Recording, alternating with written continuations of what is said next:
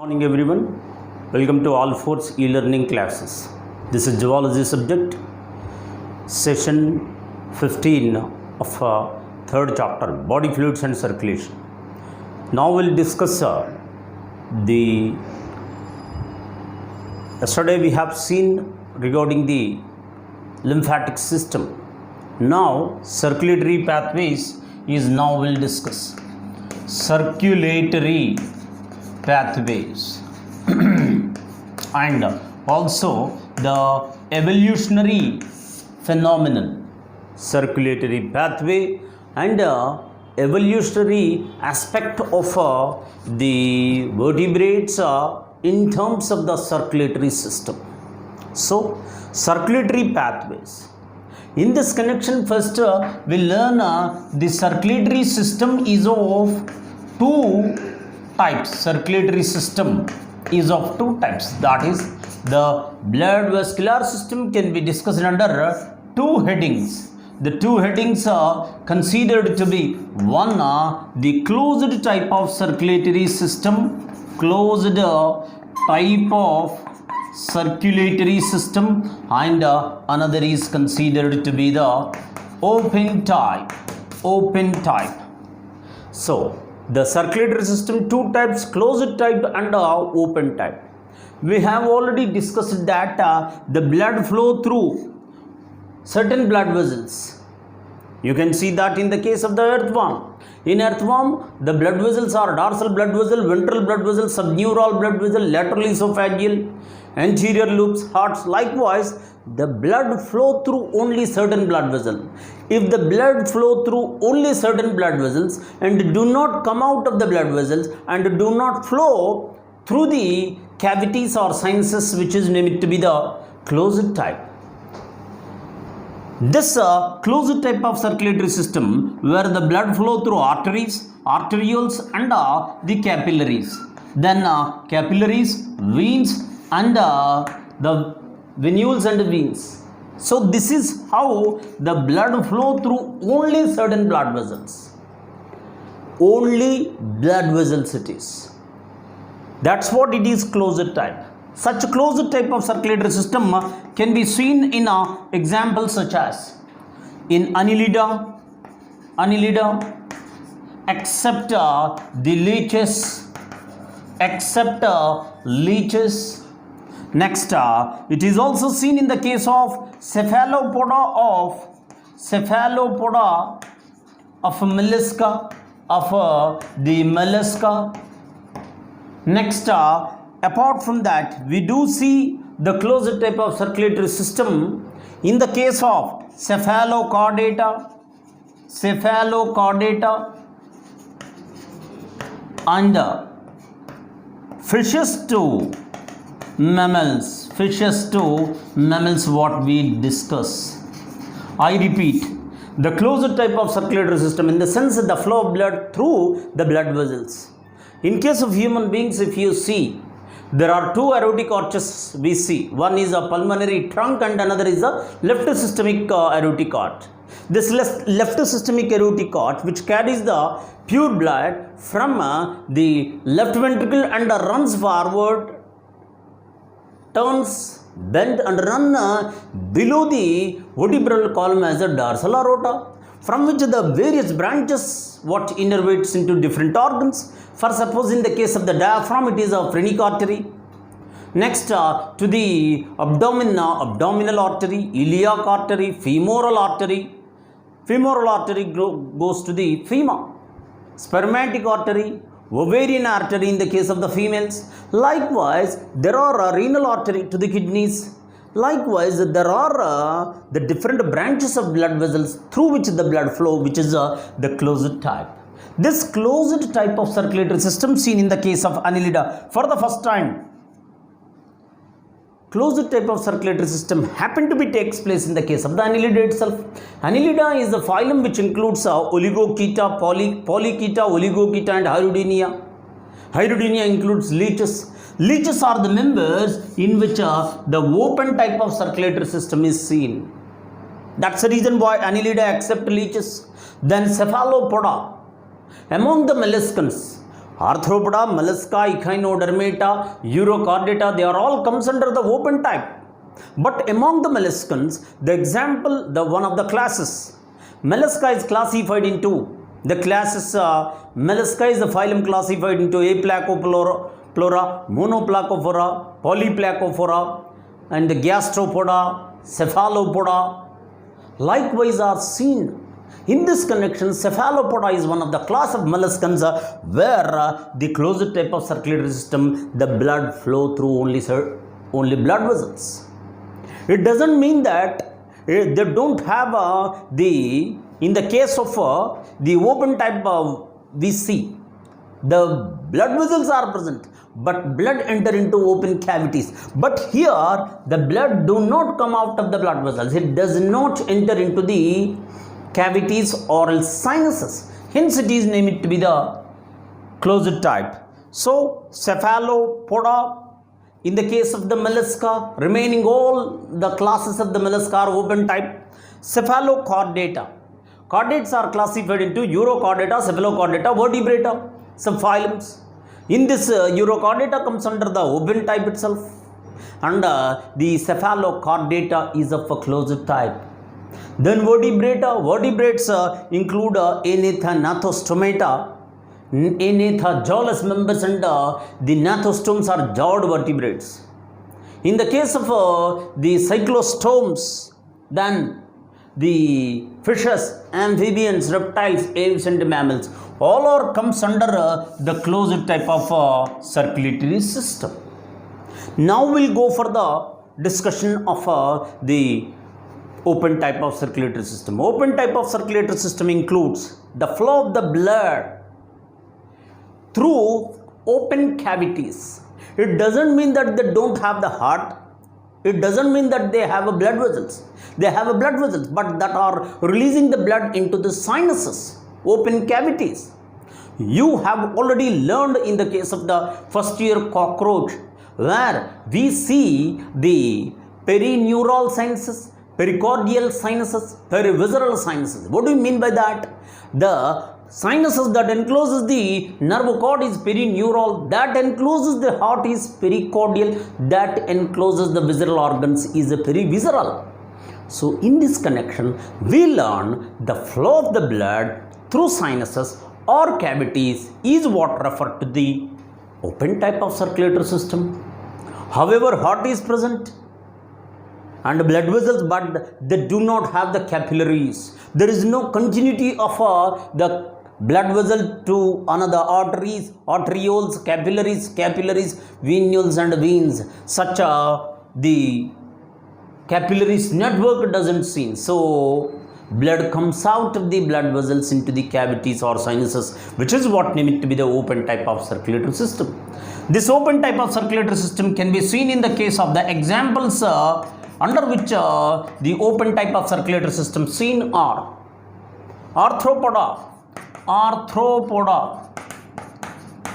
mollusca except Cephalopoda, Echinodermata, and one point to remember, the leech is also added here. However, these are what I have written as a phyla. Leeches includes the Hierodenia class.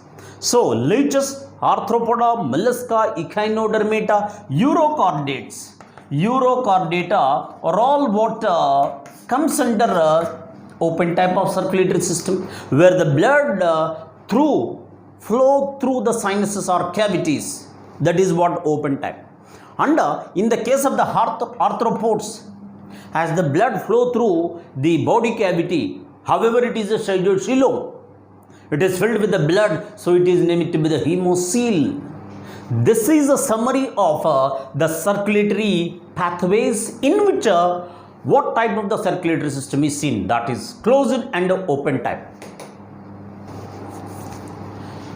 Next, the circulatory pathways, it explains the evolutionary aspect of circulatory systems, that is what kind of the components are there, structural variation, right from that is non-chordates to the chordates. We know very well non-chordates includes the animals without the notochord. Perifera, Coelenterata, Ctenophore, Platyhelminthes, Nematohelminthes, Annelida, Arthropoda, Mollusca, Echinodermata, Hemichordata, whereas the chordates includes Urochordata, Cephalochordata, Vertebrata. Euro and cephalochordates are what's said to be the protochordates, early chordates, echriniates, vertebrata, Zoles and Jord, Anatha and Cyclostomata, cyclostomes, Anatha and Gnathostomata, Anatha again Astrogodermi, cyclostomata, whereas the Gnathostomata includes the fishes, amphibians, reptiles, apes and the mammals. In this evolutionary aspect, first of all, we'll go the discussion of the fishes. Before going that, let's see the heart is of. Heart is a pulsatile pumping organ. It is said to be the pumping organ. The heart, which can be of the two types. One is said to be the myogenic heart, and the another is considered to be the neurogenic heart, myogenic heart and neurogenic heart are seen. Myogenic heart and neurogenic heart, if we see myogenic heart in the sense the working mechanism of a heart by means of the muscles. The cardiac muscles what initiates the heartbeat. So such a region, the area where initiation of the heartbeat starts, name it to be the pacemaker, which is a modified muscles. So in this connection, the working mechanism of the heart is by muscles, so myogenic. If the working mechanism of the heart is by nerve impulse transmission, that is named to be the neurogenic. Here myogenic we can see in the case of the human beings example, whereas that with the neurogenic we can see in the case of the cockroach. Cockroach Periplaneta americana is with what referred to be neurogenic. However, it doesn't mean that in the case of the myogenic heart, the initiation of the heartbeat by muscles itself, action potentials are then generated. However, the hormonal and nerves regulate the heart functioning. That is the heart and it's a type we see. Heart in the case of all the members if we see. In the case of the fishes, vertebrates, before that if we see among the chordates, Urochordata, Cephalochordata and the vertebrates. Urochordates are with the tubular heart. Urochordates are with the tubular heart.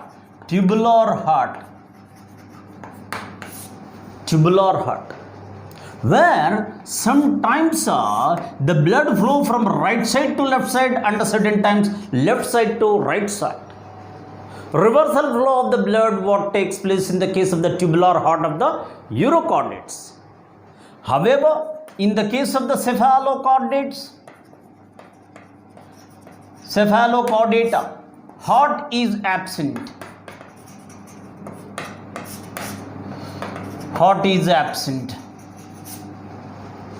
The pumping mechanism is done. In the case of the cephalochordates, the heart is absent. Whereas if we observe in the case of the vertebrates, so these are the three subphylums in the case of the chordates: Urochordata, Cephalochordata, Vertebrata. Vertebrates includes the classes if we see Cyclostomata. However, this is the extant jawless members. Anathans include Ostracodermi and the Cyclostomata. Next, the fishes, amphibians, Next, reptiles, aves or birds, and mammals is what now we'll see. The circulatory pathway in these members.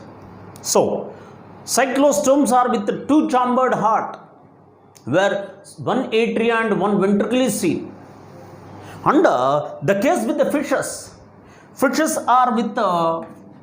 and cyclostomes are with the two-chambered heart. In the case of the amphibians, three-chambered heart is seen. Whereas in the case of reptiles, it is considered incompletely four-chambered, where the ventricle is incompletely devoid. Whereas aves and mammals are completely four-chambered, we see in the case of the aves, birds and the mammals. So, in terms of the heart, which is cyclostomes and the fishes are common with the two chambers, one atria and one ventricle. Whereas in the case of the amphibians, reptiles, they are with the three-chambered. Among the reptiles, it is also in some context, it is considered to be incomplete four-chambered. Whereas the complete four-chamber example is there in the case of the reptiles, that is crocodilia. So we can also see crocodilia and aves and mammals are with a completely four-chambered heart is seen. So this is the view of the evolutionary aspect of the circulatory system in terms of the structural variation. As we move from lower members to higher members, the complexities are increased. And look at here, by mammals, that is aves and mammals are with a complete double circulation, which is not seen in the case of the early members. This is the evolutionary aspect. Now we'll see the different chambers in the case of the fishes to mammals. First of all, look at here. This is what showing the two chambers of the heart in the case of the fishes. Look at here. That is one atria and one ventricle. In the case of the fishes, the two-chambered heart with one atria, one ventricle. And atria receives the blood from different veins, which carries the deoxygenated blood into the atria.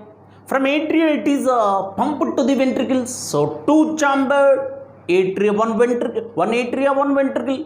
Atria is a blood receiving chamber, ventricle is a blood pumping chamber. This is how the blood once enter into the ventricle pump the blood into the gills. Look at here, these are the gills. They pump the blood to the gills, and the gills once here in the case of the fishes, gills are considered to be the respiratory organs. Aquatic animals, in which the gills are the respiratory organs. So blood is purified here, the purified blood is pumped into different organs. Look at here.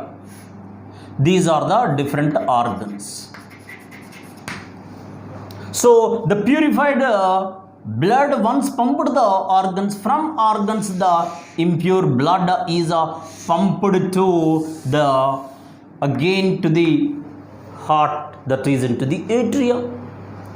Such heart is named to be the branchial heart, as it is pumping the blood to the gills. Branchial heart. And in the heart, what blood we see? Impure blood. Look at here. the blood from different organs collected by the vein pump into the atria by means of the veins. From atria it is pumped into the ventricles. So deoxygenated blood is there in the heart of the fishes. So it is also named to be the venous heart. Remember these things. It is a branchial heart as well as the venous heart. And the blood from the ventricle is pumped into the gills where purification takes place, and such purified oxygenated blood pumped into the organs. So how many times the blood is entering here? Only once, which is named to be the single circulation. So I repeat, in the case of the fishes, the heart is branchial heart as it is pumping the blood to the gills. Not to confuse with as it received the blood from the gills, but it is pumping. If it received the blood from the gills, so that should be purified. Purified blood directly enters into the organs. That's what a branchial heart, venous heart, and single circulation. Apart from that, the fishes are characterized by means of counter current flow of the exchange of gases, which enhances the respiration. So this is a branchial heart, venous heart, single circulation, and the counter current flow, which is a mechanism seen. That is the water when it is received into the body at the gill pouches, the oxygen is received into the blood and the carbon dioxide is sent out. That's what counter current mechanism which enhances the respiration in the case of the fishes. This is the story about the fishes. Amphibians. Amphibians are the dual role leading members. Amphibians are the members in which the gills embryonically. Next, skin, buccopharyngeal cavity, and the lungs or the respiratory organs. However, the skin and buccopharyngeal cavity is temporarily, gills is the respiratory organs of the larval stage, whereas they are the aquatic respiratory organs under lungs. So now see how the circulatory pathways seen in the case of the amphibians. Look at here. This is the atrial chamber, right atrium and left atrium. Then this is the ventricle. In the case of the amphibians, three-chambered heart is seen. Right atrium, left atrium, and ventricle. This is what we see in the case of the amphibians. So how many chambered? Three-chambered heart is seen. Three-chambered heart. Two atria, one ventricle.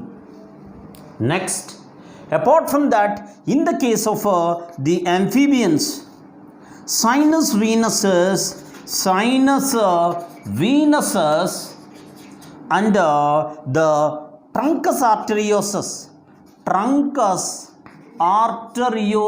arteriosus are also seen. In the evolutionary aspect, we see sinus venusus is present on the dorsal side of the heart. It is present on the dorsal side. This is the ventral side. A sinus venusus is a combined structure of two precaval and one postcaval vein. Look at here. This is the sinus venusus, which is the combination of the precaval and postcaval vein. Right precaval vein and left precaval vein and postcaval vein. That is, these are the caval veins are the one. Vena cava system is what we see. That is, the veins that are bringing the blood from different organs, or else or what referred as the one that are present from the anterior side, collecting the blood from the anterior side. Yesterday we have seen, that is jugular vein, subclavian vein, internal mammary vein of a right and left side of the head, collecting the blood from different parts.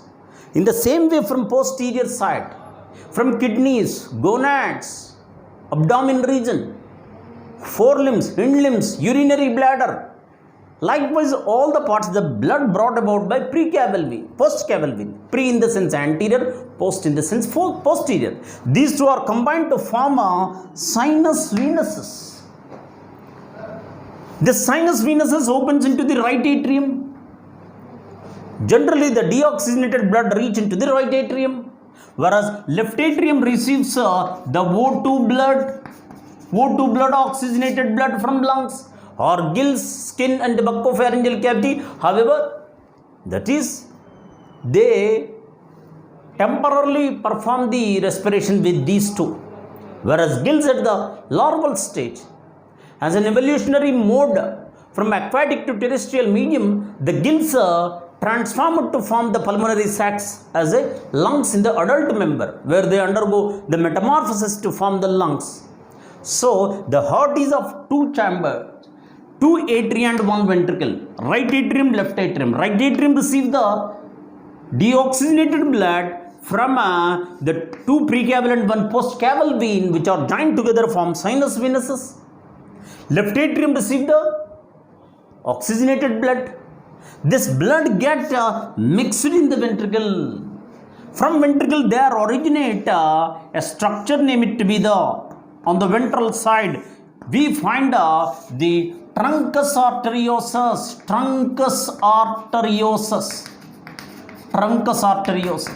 Basically, Truncus Arteriosus is bifurcated and opens into, that is open as two different branches. Look at here.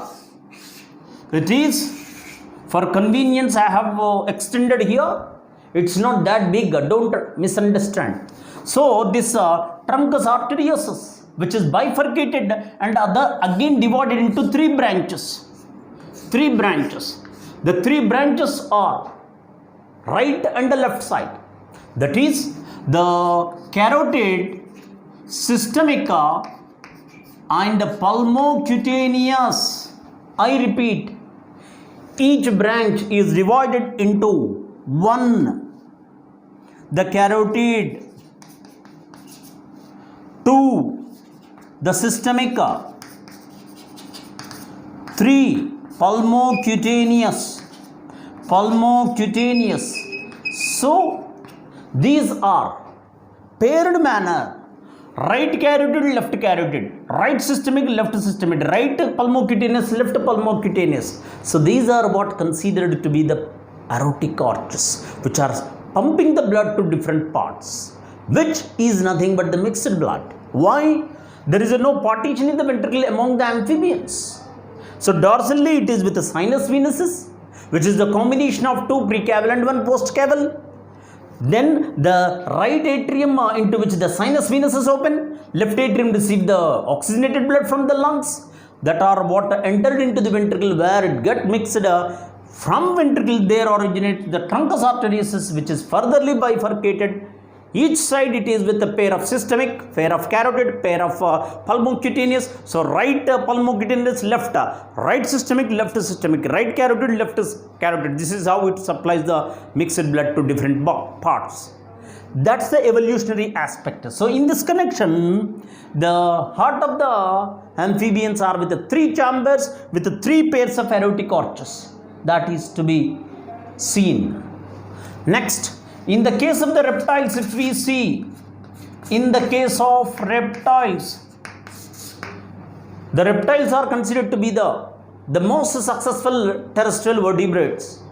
However, the first terrestrial vertebrates are amphibians, but they are not successful in leading successful terrestrial life, since they need to go to the water for the reproduction and breeding purposes, and the development takes place in the water itself. Whereas the case with the reptiles have become the first terrestrial successful members because of the presence of the amnion and extraembryonic membrane, and also cleidoid eggs that are adapted to survive in the terrestrial environment, and the amnion with the amniotic fluid, which prevents the desiccation. This is the reason why they started developing right on the terrestrial medium. So in this connection, the reptiles are with the incompletely four chambered, it is also considered. What do you mean by this? Look at here.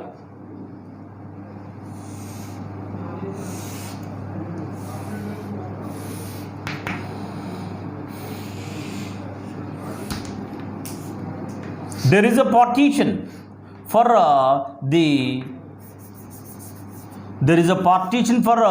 right atrium and left atrium. Look at here. This is the right atrium. RA refer to right atrium, and this is what refers to left atrium, and this is the ventricle. But ventricle is not completely divided, so it is incomplete four chambers, except in the case of, I repeat, except crocodiles. Why?